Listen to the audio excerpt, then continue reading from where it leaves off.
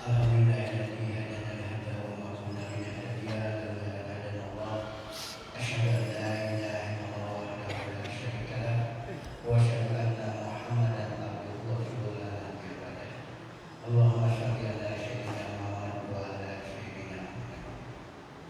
Yang terhormat guru kita Ustaz Ilham, yang kami hormati para jemaah pengajian Sidang Berkah. Sebelumnya mari kita bersyukur kepada Allah Subhanahu wa taala karena pada malam Selasa ini kita semua Allah berikan kepada kita kenikmatan, nikmat iman, nikmat Islam serta dengan nikmat sehat. Alhamdulillah kita semua bisa berkumpul bersama dalam pengajian yang setiap malam Selasa. Salawat dan salam semoga tercurah kepada dalam ibadah Muhammad sallallahu alaihi wasallam, pada keluarganya, para sahabatnya, para tabi'in serta umat Islam. Mari kita bersalawat tasbih dulu ya sama-sama, yang mudah-mudahan kita dengan sering membaca salawat kita akan mendapatkan syafaat di yaumil akhir nanti, karena kalau tidak membaca salawatnya tidak bisa menghubungkan antara kita dengan Rasulullah sallallahu alaihi wasallam. Allahumma shalli ala sayyidina Muhammad wa askil zalimin bil zalimin. Allahumma shalli ala sayyidina Muhammad wa askil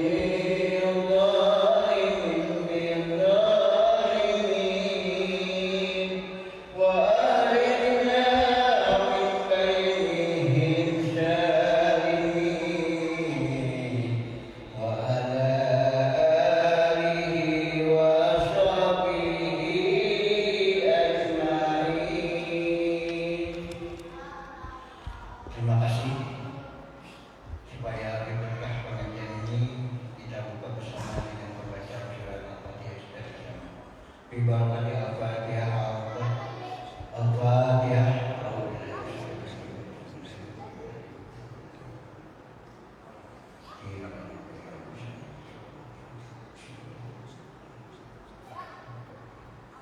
Terima kasih. Kami persilakan kepada Ustaz.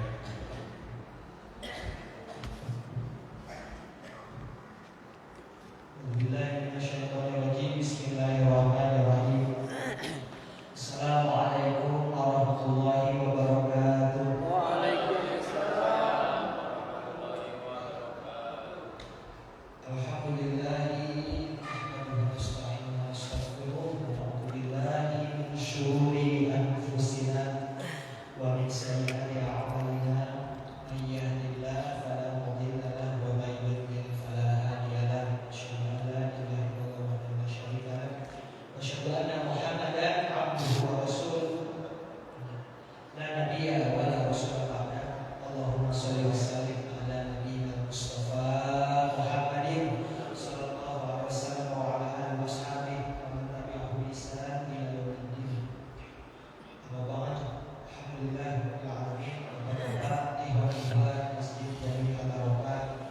Kembali kita diberi nikmat oleh Allah Subhanahu wa taala untuk mengkaji sirah nabawiyah, mengkaji peri kehidupan, mengkaji biografi uswah kita, qudwah kita Rasulullah SAW ini, yang mana benar tadi dibilang bahwasannya bukan hanya tarikh Pak. Sirah nabawiyah ini bukan cuma sirah jejak perjalanan, artinya tarikh sejarah, tapi kita tasyrih ya, persyariatan. Maka nggak main-main kalau itu sirah nabawiyah itu. Beda kayak kita belajar sejarah revolusi Prancis, belajar sejarah Mesir kuno, Yunani kuno, belajar sejarah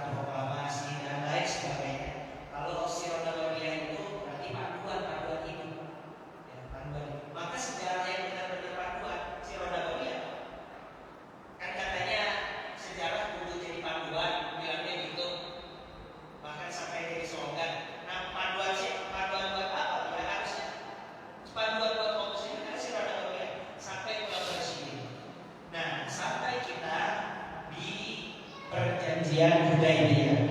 Jadi Bapak-bapak sekalian diingatkan, mulai bulan kemarin kita kan masuk tema perjanjian Hudaybiyah. Ini ayat yang khusus membahas perjanjian Hudaybiyah di dalam Al-Quran adalah surat Al-Fath 29 ayat. Inna fatahna laka fathan mubina. Ya, sesungguhnya kami telah memberikan kepada Muhammad, menurunkan kepada Muhammad kemenangan yang nyata. Ya, dikasih kemenangan yang nyata. Sebagian mufassirin ahli tafsir menyangka, sempat menyangka itu adalah Fathul Mekah. Gara-gara namanya Fath juga. Kan Al-Fath kemenangan, Fathul Mekah juga kemenangan. Kemenangan di Mekah, penaklukan Mekah. Tapi yang benar ternyata awal kemenangan Islam. Jadi kalau bisa ini, kalau ada diagramnya itu naik sampai di puncak jayaannya, awalnya berasal dari perjanjian Hudaybiyah. Maka benar Allah bilang inna fatahna laka fathan mubina. Sebagian besar para sahabat menafsirkan itu bukan Fathul Mekah, tapi perjanjian Hudaybiyah. Apa rahasianya? Apa istimewanya? Kok cuma perjanjian? Kita juga bisa namanya bikin perjanjian buat fakta-fakta, kita bisa. Tapi kok ini alangkah istimewanya? Nah, di situ ya. Bahkan tadi mungkin saya bisa mencanangkan ini, bisa jadi kita bahas perjanjian Hudaybiyah ini karena kita mau masuk bulan September, Pak. Bisa jadi sampai Desember. Karena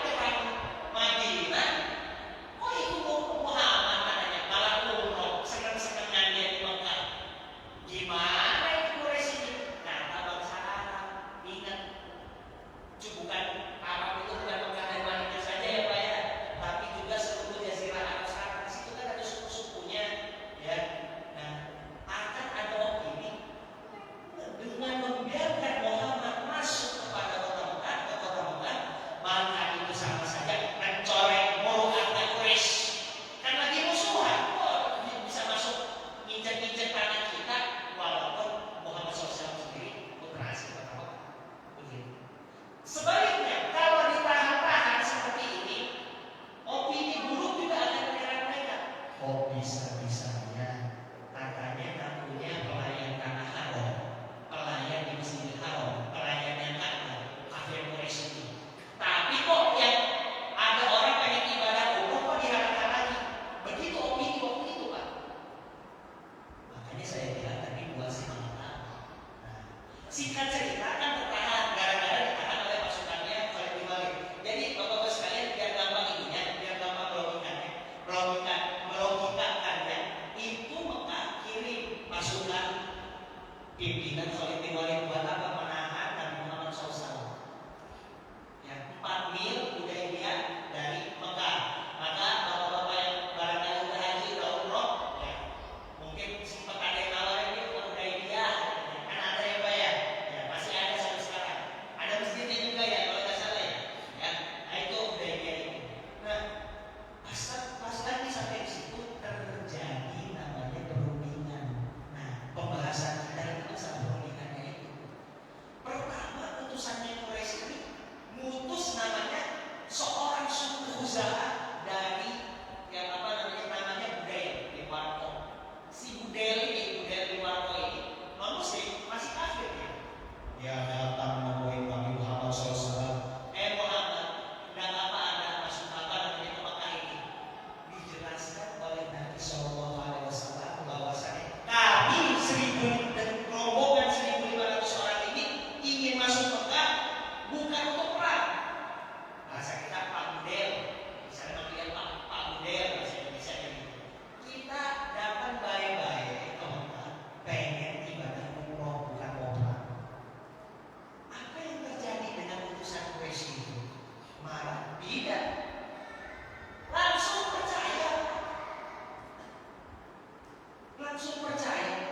Ini Bapak bayangkan ada 2 musuh yang dulu sudah sering perang-perangan, sudah saling berperang satu sama lain. Utusan dari musuh ini ngomong sama pimpinan sudah Muhammad SAW, dia langsung percaya. Kok bisa langsung percaya? Ingat, Nabi Muhammad SAW tidak dimusuhi karena akhlaknya.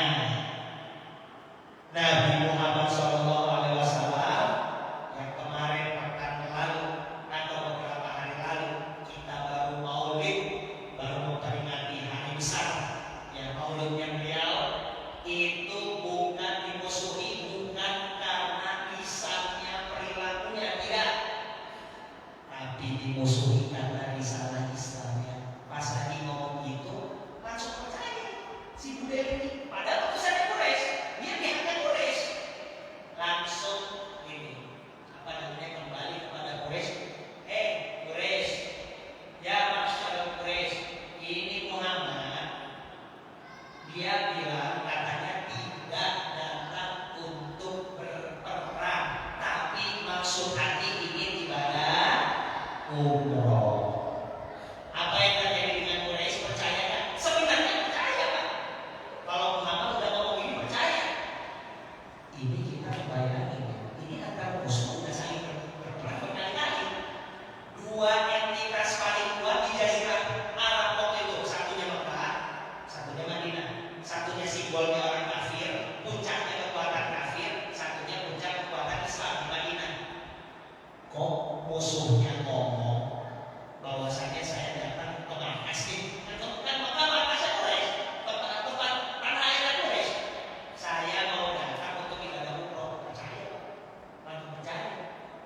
Bahkan kita bisa bayangkan, Masya Allah, ini akhlaknya Nabi kayak gimana gitu. Ini musuh kan? Apalagi nggak musuhan. Ini orang ini musuhan, kafir pula dia. Ini kafir Nabi, kafir yang diperangi. Ya orang percaya orang yang Islam begitu.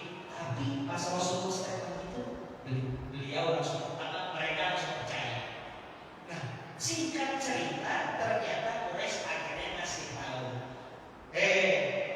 Budayl, tolong sampaikan kepada Muhammad di sana. Kan masuk hari itu ke kota Mekah. Tolong sampaikan kalau kita ini bukan maksudnya bisa terima Muhammad begitu saja. Tahu diri dong. Kalau dia sampai masuk kita itu apa kata orang Arab, apa kata bangsa Arab. Ternyata benar. Tingkatnya dari Nabi, praktek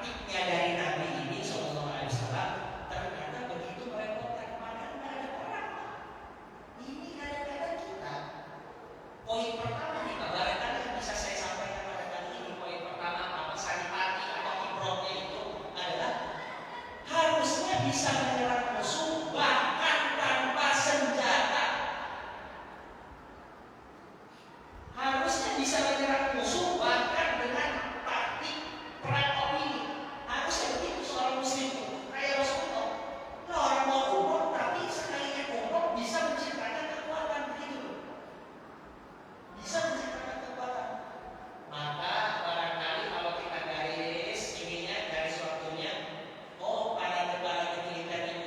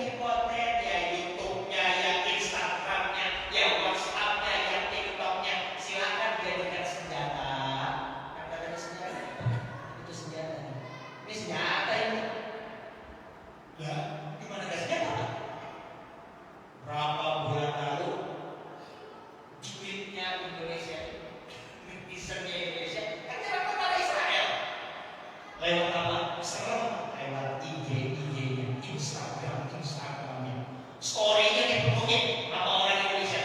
Akhirnya apa yang terjadi pada IDF? Israel dipenuhi TNI dia. Ini kok banyak orang-orang Indonesia dalam Instagram saya. Bingung dia. Udah gitu, yang kata-kata ini sengaja dikasih tahu. Ya fakir lah, ya ini udah segala macam. Ya pakai bahasa Inggris, bahasa dunia gak apa-apa. Bukan pakai bahasa Indonesia, mana ngerti dia. Misalnya kata yang mereka on look gitu kan nggak ngerti apa what's this on memang dalam gitu dia aja suka keluar julid tapi julidnya bermanfaat juga kan berfaedah juga dan terjadi.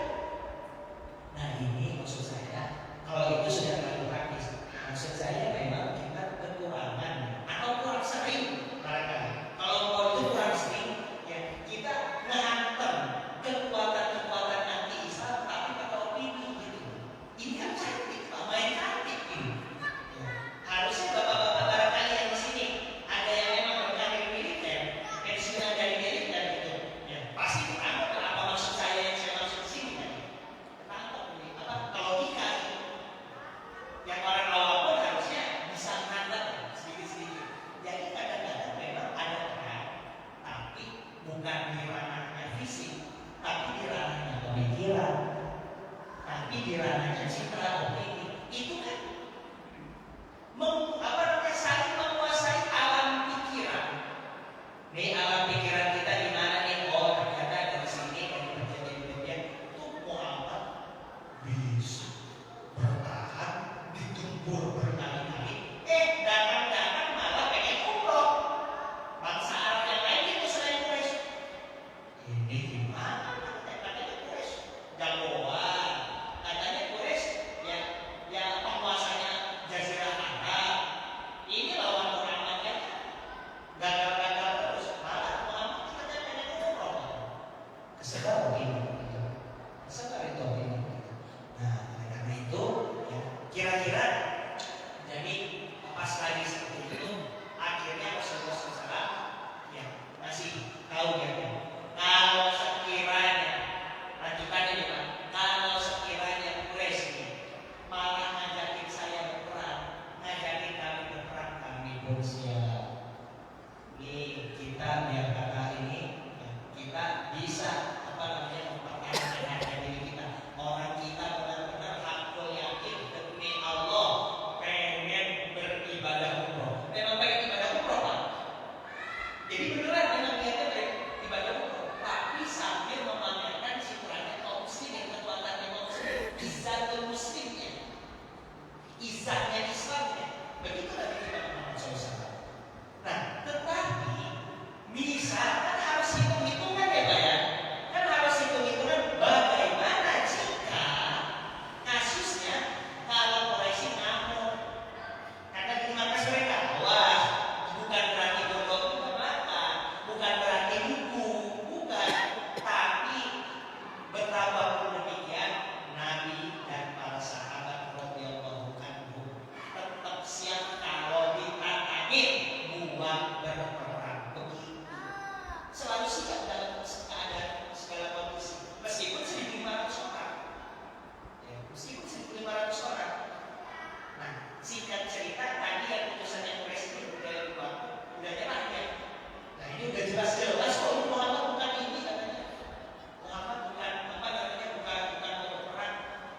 Nah, inilah selanjutnya Pak. Barangkali kita masuk poin ketiga. Nabi Muhammad SAW bisa membuat dalam sekali kedatangannya membuat kaum Quraisy ini pas lagi saling rapat satu sama lain malah saling celah, malah saling berantem di satu sama lain orang-orang Quraisy sendiri. Kenapa? Terjadi adu debat, adu argumen antar sesepuh Quraisy ini mau diterima atau apa? Yang lain bilang terima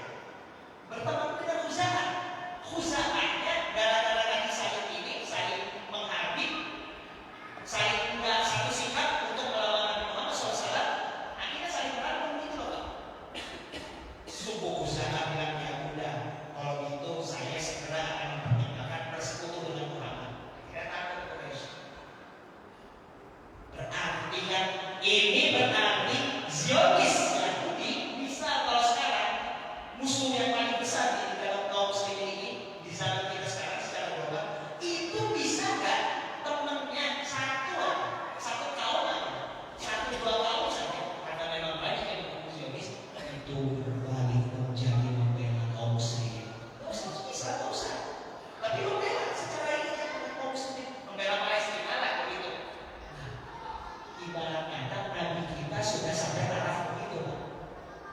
Maksud saya, kalau di konteks di zaman kita begitu, kita tarik ke zaman kita, ini kemampuan komunikasinya Nabi SAW sampai menjadikan teman-teman Zionis, teman-teman Amerika Serikat yang paling mengusung Islam, kok bisa 1 tahun 2 tahun malah berbalik membela Islam, meskipun dia masih kafir, masih non-muslim. Sampai begitu kemampuan komunikasi dari baginda Nabi SAW. Ini saya bisa saja membawakan perjanjian ini cepat gitu Pak, kita alurnya itu. Yang penting ceritain kepada iwan-iwan sini, pada bapak-bapak jamaah, bisa saja. Tapi saya ini kemampuan sosial itu tidak terbatas. Maka saya membawa itu. Kita pengen gali kemampuan komunikasi Nabi SAW. Nah, misalnya di sini, jadi benar terjadi puasa malakama jadinya. Ini bingung jadi Quraisy. Bagaimana cara untuk ini untuk bisa beradu diplomasi dengan Nabi Muhammad SAW ini? Nah, di sini, Mekah Madinah ini tadinya Pak, itu kan karena sudah berperang, mereka pasti punya pendirian teguh masing-masing antara Mekah dan Madinah.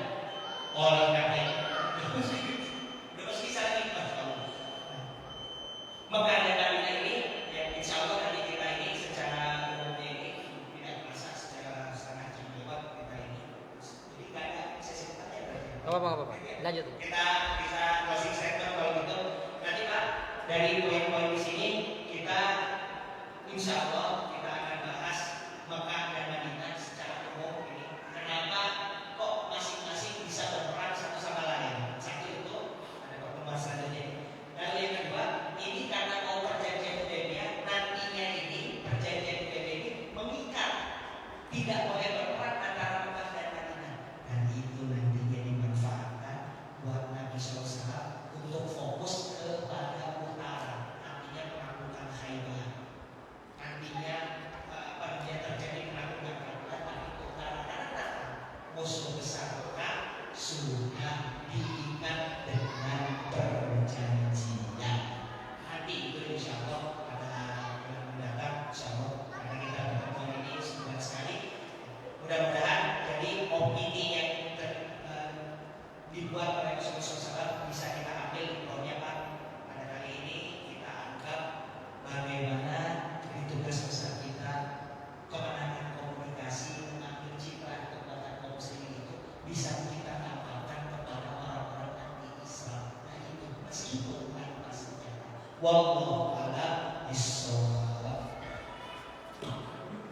Kami akan coba terima kasih kepada pendeta Hasan Imam yang menjelaskan terang atau perjanjian Hudaybiyah. Insya Allah kalau perjanjian Hudaybiyah ini belum selesai gitu ya diceritakannya ya. Jadi insya Allah mungkin bulan depan kita masih dalam perjanjian Hudaybiyah karena poin-poin perjanjiannya belum disebutkan ya apalagi. Terima kasih juga kepada para jamaah ya yang sudah mengikuti pengajian ini. Mudah-mudahan tidak masalah kepada kita semua. Kita tutup pengajian ini dengan pembacaan sifat, hamdalah dan al-fatihah. Astagfirullahaladzim. Subhanallah wa bihamdika asyhadu an la ilaha illa anta Assalamualaikum warahmatullahi wabarakatuh. Waalaikumsalam warahmatullahi wabarakatuh.